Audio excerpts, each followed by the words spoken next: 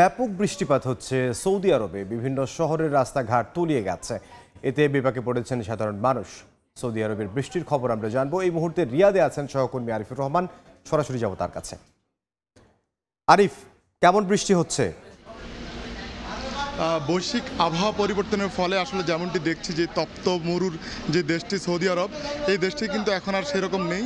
এখানে কিন্তু এখন প্রতিনিয়তই বৃষ্টি হচ্ছে। আর সর্বশেষ আমরা যেমনটি দেখি আসলে টানা বৃষ্টির ফলে কিন্তু এখন সৌদি আরবের প্রায় বেশ কয়েকটি স্থানে যেগুলো নিচু এলাকা, সেই নিচু এলাকাগুলো কিন্তু অনেকটাই প্লাবিত বলা চলে। আমরা এখন রাজধানী রিয়াদে যেখানে আছে, এখানে অবশ্য শুধু গুঁড়ি গুঁড়ি বৃষ্টি হচ্ছে, এখানে তেমন হচ্ছে না। তবে এই বৃষ্টিটা কিন্তু থেমে থেমে হচ্ছে। আমরা দেখছি যে আসলে গত দুদিন থেকে টানা বৃষ্টির কবলে আছে এবং বলা চলে যে এখানে এক ধরনের জনজীবন প্রায় একটু বিপর্যস্তই বলা চলে। বৃষ্টির কারণে আসলে স্বাভাবিক যে কার্যক্রম সেটাতে কিছুটা বিঘ্ন হচ্ছে। তারপরেও কিন্তু আসলে যে বৃষ্টির যেই অবস্থান আমরা যেমনটি দেখি, আসলে পবিত্র নগরী মক্কা মদিনা এই দুটি অঞ্চলে স্থানে কিন্তু বেশ বৃষ্টির পরিমাণটা বেশি ছিল, যার কারণে এখানকার আশেপাশে অনেকগুলি জায়গায় কিন্তু ডুবে গেছে। আমরা বেশ কয়েকটি রাস্তাঘাট দেখেছি যেখানেও কিন্তু প্রায় বৃষ্টির কবলে পড়ে, অর্থাৎ নিচু যে স্থানগুলো সেগুলো কিন্তু একেবারে প্লাবিতই বলা চলে। অনেক গাড়ি এবং ডুবে গেছে। স্থানীয়রা কিন্তু যারা আছেন তাদেরকে কিন্তু নিরাপদ স্থানে সরিয়ে নেওয়া হচ্ছে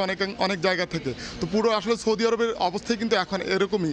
আমরা আসলে যেমনটি দেখি যে আসলে যে এখানকার যে বৈশ্বিক আবহাওয়া পরিবর্তনের ফলে যে তাপমাত্রা সেটি কিন্তু এখন অন্যান্য সময়ের চাইতে অনেক কম। এই সময়টিতে মূলত গরমের যে আবহাওয়া সেটা কিন্তু শুরু হতো। আমরা আসলে মে জুন জুলাই থেকে কিন্তু যে প্রচণ্ড গরম, সেই গরমের তাপমাত্রা অনুভব করতাম, সেটা কিন্তু এখন বলা চলে নেই। অর্থাৎ আবহাওয়া পরিবর্তনের ফলে আমরা যেমনটি দেখছি শুধুমাত্র সৌদি আরব নয়, পার্শ্ববর্তী যে দেশগুলো আছে, বিশেষ করে দুবাই, বাহরাইন, কাতার, এই দেশগুলোতে কিন্তু বৃষ্টির যে আবহাওয়া সেটা কিন্তু চলমান। অর্থাৎ মধ্যপ্রাচ্যের যে প্রাকৃতিক বৈচিত্র্য, সেই বৈচিত্র্য কিন্তু এখন আর আগের মতো নেই বলা চলে।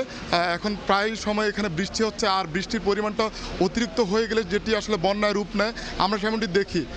বিশেষ করে বেশ কয়েকদিন আগে বন্যার কবলে পড়ে পার্শ্ববর্তী দেশে অসংখ্য লোক ক্ষতিগ্রস্ত হয়েছেন। ঠিক তেমনিভাবে এই সৌদি আরবের মধ্যেও কিন্তু আমরা দেখি যে আসলে এখানকার যে নিচু এবং পাহাড়ি যে স্থানগুলো আছে সেখানে কিন্তু যারা বসবাস করতেন তাদের কিন্তু অনেকটাই ক্ষতিগ্রস্ত হয়েছেন এবং তাদেরকে কিন্তু এখানকার যেই প্রশাসন, অর্থাৎ যে রেস্কিউ টিম আছে, তারা কিন্তু নিরাপদ স্থানে থাকার জন্য এবং নিরাপদ স্থানে থাকার জন্য পূর্ব সতর্কতা জারি করে। এবং এই সমস্ত কারণে বলা চলে যে আসলে সৌদি আরবে কিন্তু এই যে বন্যা, সেই বন্যায় কিন্তু জীবনহানি যে হয়, প্রাণহানি যেটি, এটি কিন্তু আসলে তেমন জানা যায় না এবং তেমন নজরেও পড়ে না। অর্থাৎ তাদের যে প্রস্তুতি সেটি কিন্তু এক কথা বলা চলে অসাধারণ। আমরা যেমনটি দেখি যে এখানকার যে গুরুত্বপূর্ণ সড়ক মহাসড়কগুলো আছে, এই সড়ক মহাসড়কগুলোই কিন্তু তাৎক্ষণিকভাবে, অর্থাৎ যারা এই পরিষেবা দেয় মিউনিসিপ্যালিটির লোক, তারা কিন্তু তাৎক্ষণিকভাবে কোথাও জলাবদ্ধতা দেখলেই কিন্তু সেটি কিন্তু তাৎক্ষণিকভাবে অপসারণের উদ্যোগ গ্রহণ করে। এবং এই সমস্ত কারণে কিন্তু বলা চলে যে এখানকার সার্বিক যেই পরিস্থিতি এটি কিন্তু স্বাভাবিক এবং চলমান জীবনযাত্রায় কিন্তু তেমন কোনো প্রভাব পড়ে না এই বৃষ্টির ফলে। আর সৌদি আরবের রিয়াদ থেকে এই ছিল আমার কাছে।